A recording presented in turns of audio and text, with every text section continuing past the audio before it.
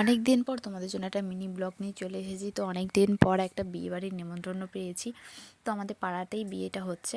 তো দেখো এদিকে আমরা সকালবেলা চলে এসেছি এদিকে। আর এখানে আমি প্রথম এই নিয়মকানুনগুলো দেখবো, অন্যরকম নিয়মকানুন। আর এদিকে দেখো ওদের দিদি ওদেরকে নিয়ে কত আদর করছে। আর পুচকু দেখো পিসিমণির কোলে বসে আমাকে দেখছে।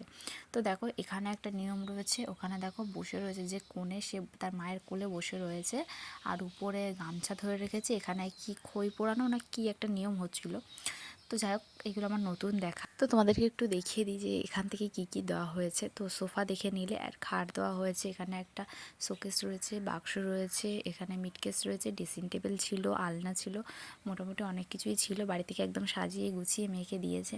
তো দেখো বাইরের গেটটা মোটামুটি সুন্দরই হয়েছে। আর আমার পুচকু দেখো চলে আসছে। তো তারপরে একেবারে চলে আসলাম সন্ধ্যাবেলা। আমরা দুজনে একটু আগেই চলে এসেছিলাম, এসে ফুচকা টুচকা খেয়ে তারপরে বাড়ি গিয়েছিলাম। আর এক ঝলক তোমাদের কনেকে দেখিয়ে দিই। তো দেখো সিম্পলভাবে একদম ঘরেই বসানো হয়েছে।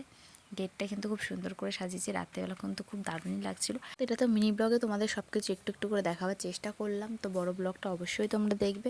তারপর ফুচকা খেয়ে আমরা একটু বাড়ি চলে গেছিলাম। তারপরে কিন্তু আবার এসেছিলাম, এসে আবার কিন্তু মজা করেছি। তো